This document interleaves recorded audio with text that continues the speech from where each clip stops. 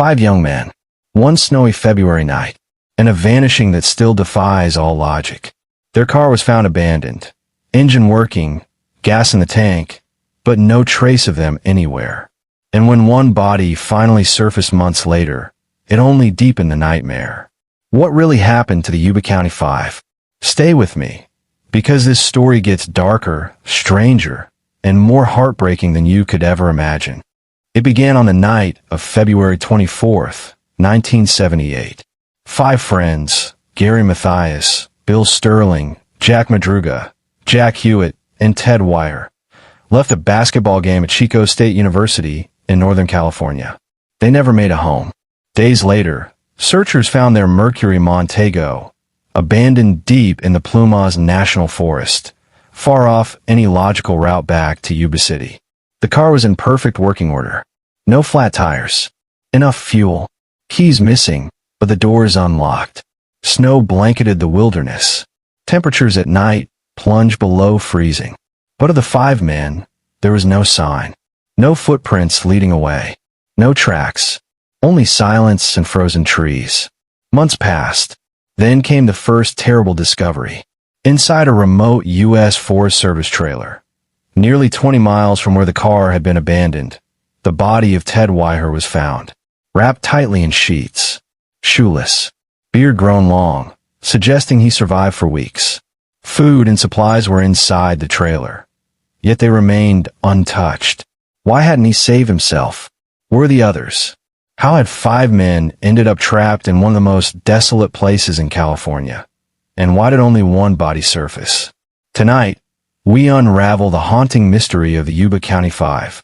And trust me, by the end of this story, you'll have more questions than answers. Before the tragedy, before the haunting headlines and unanswered questions, they were just 5 young men, living simple, hopeful lives in Yuba City, California. They weren't famous. They weren't troubled. They were sons, brothers, friends, good-hearted men with challenges, but also with dreams like anyone else. First, there was Gary Mathias, 25 years old. Gary had struggled with schizophrenia for years. He had been discharged honorably from the United States Army after his mental health deteriorated. But recently, things had been going well. Medication kept his symptoms under control, and he was beginning to rebuild his life. He played sports, spent time with his friends, and dreamed of holding a steady job. Then there was Jack Madruga, 30 years old. Jack had never been officially diagnosed with a disability, but he had a low IQ and often needed structure and routine to navigate daily life. He was fiercely independent, though. He had served in the U.S. Army and worked hard to buy his prized possession, a turquoise and white 1969 Mercury Montego. Jack was quiet, dependable, and always looking out for his friends. Bill Sterling, 29, was the heart of the group. He had a developmental disability and lived with his parents. Bill was deeply religious, loved visiting the library, and had a warm, gentle way about him. His kindness was genuine, and his family adored him. Jack Hewitt, the youngest at 24, had a learning disability and lived a joyful, innocent life under the loving care of his family. Jack had a childlike enthusiasm about everything, especially about hanging out with his best friends. He loved nature, sports, and laughter. And finally, Ted Wire, 32 years old. Ted had a mild intellectual disability, but that never stopped his larger-than-life personality. He was friendly, helpful, and loved volunteering with the Special Olympics. Ted adored sports and spent hours watching and talking about basketball with his friends. Together, they were inseparable. Their bond was something pure, a deep friendship built on trust, acceptance, and loyalty. They weren't outcasts to each other. They were brothers. Weekends meant piling into Jack's Mercury Montego, grabbing snacks, going to basketball games, or spending hours at the movies. They supported each other in ways few outsiders ever saw, cheering for one another, protecting one another, and laughing at inside jokes no one else understood. Their families were proud of the independence they had achieved, proud of the good choices they made, and proud of the goodness in their hearts. They weren't reckless. They weren't rebellious. They were dependable, responsible, and most of all, deeply loved. February 24th, 1978, was supposed to be another ordinary, joyful day. The five friends were thrilled. They were heading to Chico State University, about 50 miles north, to watch a college basketball game.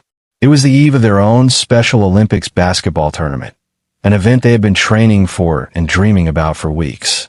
The excitement was real. Ted had even laid out his Gateway Gators basketball uniform the night before, carefully folding it so it would be ready. Bill had proudly told his family about the tournament, imagining himself winning a medal. Their coaches and families had so much faith in them. They left together in Jack's Mercury Montego in the early evening, all smiles and high spirits. They planned to watch the game, grab some snacks, and head home early to get a good night's sleep before their big day. There were no arguments, no signs of trouble, just five friends heading off into the night, on a trip that should have been simple, easy, and forgettable. But somewhere, something went wrong, terribly wrong, and within a few hours, five families would begin living a nightmare that would last for decades. It started like a night full of simple joys. On February 24th, 1978, the Yuba County Five, Jack Madruga, Bill Sterling, Ted Weiher, Jack Hewitt, and Gary Mathias, piled into Jack's prize 1969 Mercury Montego and headed to Chico, California. They had one goal: watch the college basketball game at Chico State. Their own Special Olympics tournament was the next day, and attending the game was a way to get inspired. The Chico State game ended around 10 p.m. Afterward, the five friends stopped at Bears Market, a local convenience store, and bought snacks: Hostess pies, chocolate milk, soda, and candy bars. The store clerk remembered them vividly. They were cheerful, normal, nothing out of the ordinary. At around 10:30 p.m., they left the market and drove off into the night, heading home. Or at least, that's what everyone thought. But something went terribly wrong. When the families awoke the next morning and realized the boys hadn't come home, panic set in immediately. These weren't teenagers who might have decided to stay out late. These were men with developmental challenges who valued their routines. Their absence, without any calls, without showing up for their tournament, was completely out of character. The search began immediately. It didn't take long to find their car. The Mercury Montego was discovered by a forest ranger on a lonely, narrow mountain road near Plumas National Forest, about 70 miles northeast of Chico, far off the path they should have been taking to get back to Yuba City. The car was abandoned. The doors were unlocked. One window was rolled down.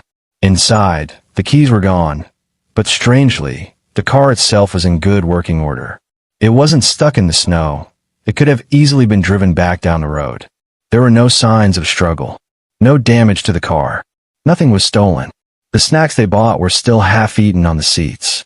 The question was immediate and chilling. Why had they driven up this desolate mountain road? Jack Madruga was known to hate the cold and the wilderness. He would never willingly take a dirt mountain road at night, especially not in winter. Even more puzzling, the dirt road near where the car was found led deeper into the wilderness. Footprints, possibly matching the group's shoes, were spotted leading away from the car and into the snowy woods. But the tracks would soon disappear under fresh snowfall, leaving few clues behind. Had they gotten lost? Had someone lured them off the highway? Had they panicked when the car stopped and decided to set out on foot into the freezing night? It made no sense. Temperatures that night dropped below freezing. The wilderness around them was brutal and unfamiliar. The police were baffled. The families were frantic, canvassing the area, posting flyers, and begging for information. Helicopters circled overhead, their searchlights scanning the endless, snow-covered wilderness.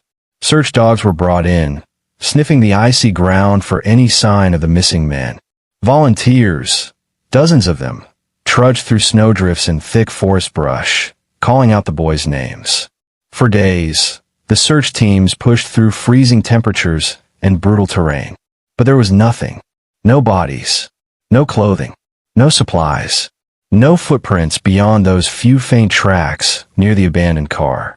It was as if the five men had simply vanished into thin air. The authorities dug deeper. They retraced every step, from Chico to the lonely dirt road. They combed through the boys' histories, looking for anything that could explain why they might head into the mountains. But nothing made sense. None of the boys were outdoorsmen. They weren't familiar with the rugged wilderness where the car was found, and their families swore they would never willingly abandon the safety of the car for the unforgiving woods in the middle of a freezing February night. And then, strange leads began to emerge, adding even more confusion. One local man came forward with a chilling claim. He said he had seen a group of people, possibly matching the boy's description, near the abandoned car the night they disappeared. But when pressed for details, he became vague. He couldn't positively identify them. Were they really the Yuba County Five, or just random travelers lost in the night? There was no way to know. Then came the anonymous phone call. The police received a tip, a voice giving them cryptic directions, saying they could find the missing boys if they searched a particular area. Excited but cautious, investigators followed the lead. But it led to nothing. Another dead end. Another devastating blow. Meanwhile, whispers and rumors swirled through Yuba County.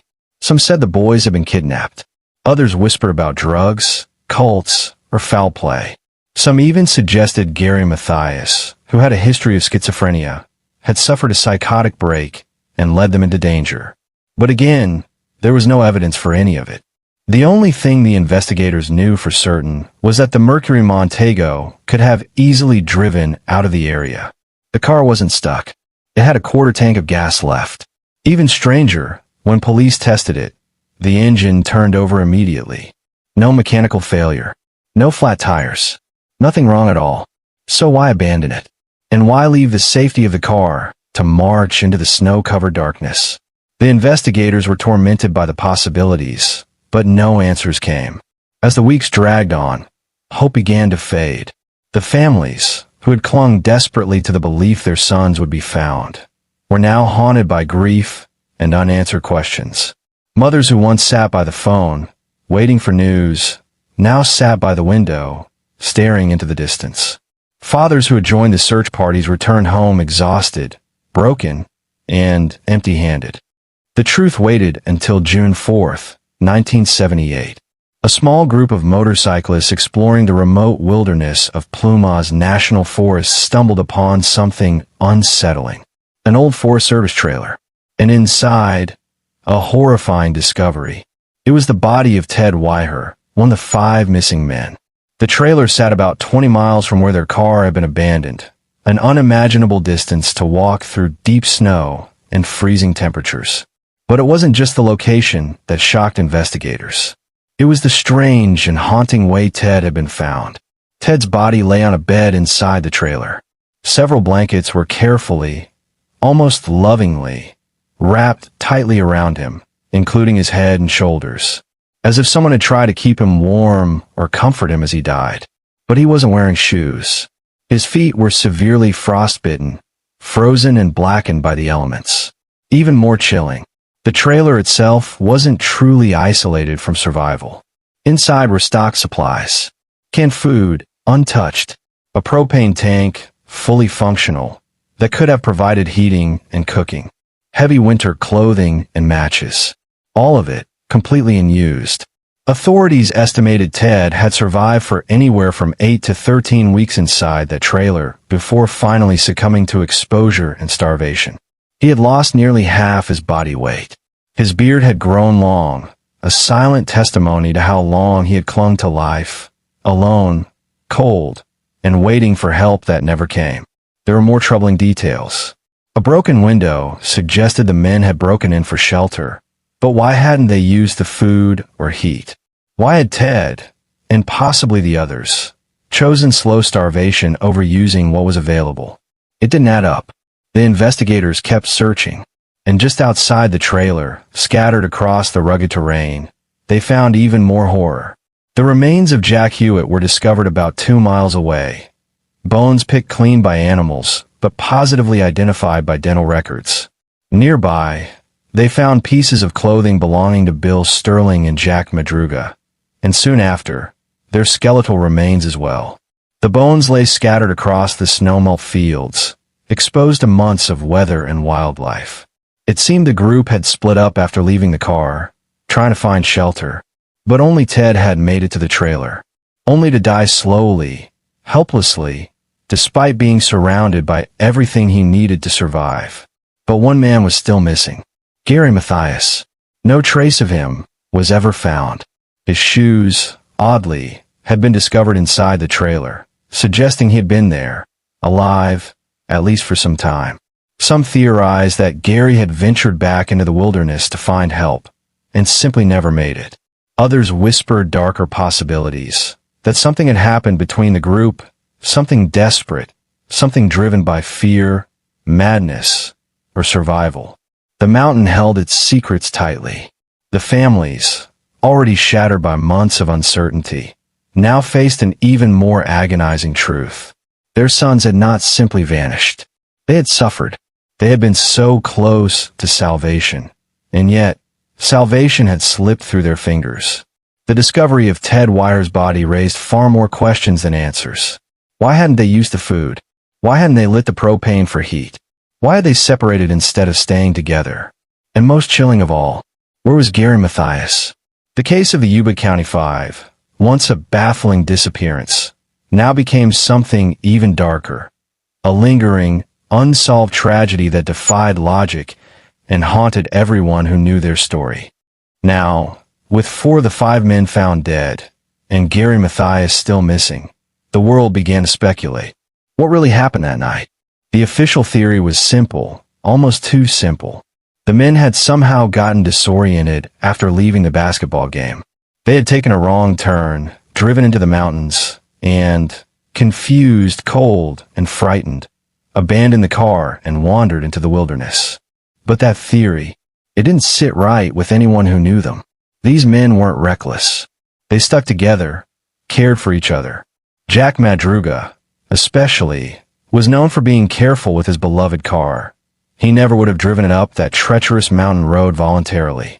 And even if they had gotten lost, why didn't they simply turn back? Why walk 20 miles through snow drifts, deep into desolate forest, with no clear plan? And Ted's body, found wrapped neatly in blankets, inside a trailer filled with untouched supplies. It made no sense. Other theories began to surface. Some whispered about foul play. Could someone have forced them off the road that night? Was there a sinister figure, or a group, that had lured them deep into the mountains? A chilling account emerged. A man working at a nearby lodge claimed he had heard something strange the night the men disappeared. He spoke of seeing headlights and hearing whistling and shouting in the forest. But by the time he investigated, there was nothing there. Was it the boys, lost, calling for help? Or was it someone, or something, chasing them? Rumors spread like wildfire. Some suggested the men were running from an unseen threat, that they had been scared into the wilderness, fleeing in terror. But others pointed out, the Yuba County Five were known for being cautious and trusting. They wouldn't run blindly unless they truly believed their lives were in danger. Then, there were darker conspiracies. A few believed the local population might have had something to do with it. The mountains were remote and isolated, filled with people who didn't always welcome outsiders. Could the 5 men have stumbled across something they were never meant to see? A criminal network? An illegal operation hidden deep in the woods? Or was it something even more personal? And then there was Gary Mathias. His disappearance fueled even more speculation. Gary, unlike the others, had a history of mental illness, schizophrenia, though he had been stable for years, managing it carefully with medication. Some theorized that Gary had a psychotic break, leading the others into the wilderness. Others believed he may have survived, longer than the rest, and disappeared into the forest, possibly even living off-grid somewhere. A handful even dared to wonder, did Gary have something to do with the deaths of his friends? But again, those who knew him dismissed that thought. Gary had loved his friends. He had never shown violence toward them. He had been excited about the basketball tournament, dreaming of winning a Special Olympics medal, just like the others. And yet, his absence remained an unsolved riddle at the heart of the tragedy. The facts refused to fit neatly into any one theory. If they were lost, why did they continue deeper into the mountains rather than turn around? If they were running from something, what terrified them so much that they fled into deadly wilderness without proper clothing, supplies, or a plan? If there was foul play, why wasn't there any sign of struggle or violence? The police found no fingerprints, no blood, no evidence of foul play of the car, the trailer, or anywhere in between. The case, baffling, heartbreaking, grew colder with each passing season. In Yuba County, once an ordinary small-town corner of California, became home to one of the strangest, most tragic mysteries in American true crime history. Decades have passed since that cold February night in 1978, yet the Yuba County Five case remains an open wound, unsolved, unforgotten, and as haunting as ever. Despite dozens of interviews, hundreds of leads, and multiple search expeditions, no new evidence has surfaced to explain why Gary Mathias, Jack Madruga, Bill Sterling, Jack Hewitt, and Ted Weiher vanished into the Plumas National Forest, only to be discovered months later in scattered, tragic circumstances. Modern forensic techniques have been applied to the remnants of the case. DNA testing on recovered artifacts, re-examination of witness statements, even ground-penetrating radar in key locations. But still, the core mystery endures. Families of the five men have spent a lifetime seeking closure. Some, like Ted Weiher's mother, travel back to that lonely trailer each anniversary, leaving fresh flowers by the threshold, hoping for a sign. Others, like Gary Mathias's younger sister, joined online communities dedicated to solving cold cases, posting age-progressed sketches, and sifting through satellite imagery. A few have quietly accepted that the answers may never come, carrying their grief in private memorials and silent vigils. The disappearance has left an indelible mark on Yuba City. Locals still exchange theories in hushed tones. Was it a tragic navigation error, a psychotic break, or something more sinister? An unfathomable crime that preyed on five vulnerable young men? Annual retrospectives appear in regional newspapers. Podcasts revisit the case with fresh interviews. True crime aficionados trek to the old bus stop on Aspen Road, laying wreaths and mementos. Yet every theory falters against the same stubborn facts. The car abandoned with keys in the ignition, the untouched supplies in the trailer, Gary Mathias's shoes found inside, yet no sign of him. The physical clues refuse to coalesce into a coherent narrative, leaving only questions. Why did they leave a working vehicle for a perilous trek into freezing wilderness? Why didn't Ted and the others utilize the life-saving resources in that trailer? What became of Gary Mathias? Did he escape on his own, only to vanish forever? These questions echo through time, unanswered. The Yuba County Five remain more than a cold case. They are a testament to the fragility of human plans against the unforgiving forces of nature and mystery. And as long as those questions linger, their story will continue to captivate, confound, and haunt anyone who dares to ask, what really happened that night? What do you believe happened to the Yuba County Five? Share your theories in the comments below. If you're fascinated by unsolved mysteries like this, hit like and subscribe, because sometimes the journey toward truth is the most compelling story of all.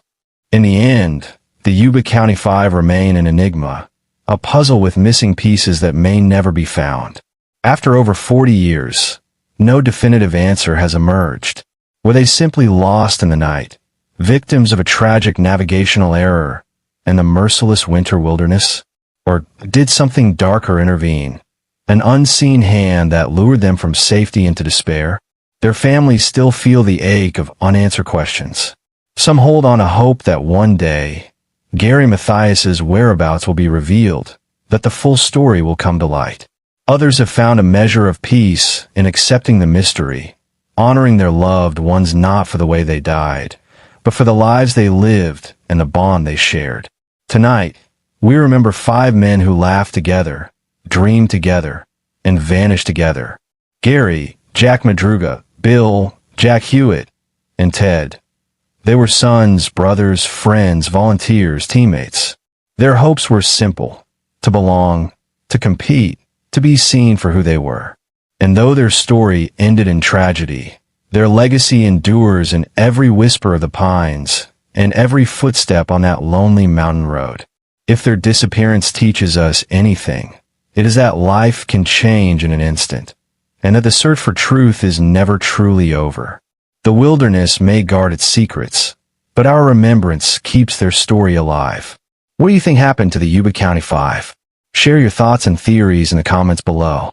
If this story moved you, please like, subscribe, and ring the bell, because together we keep their memory alive, and maybe, just maybe, someone out there will find the answers they deserve.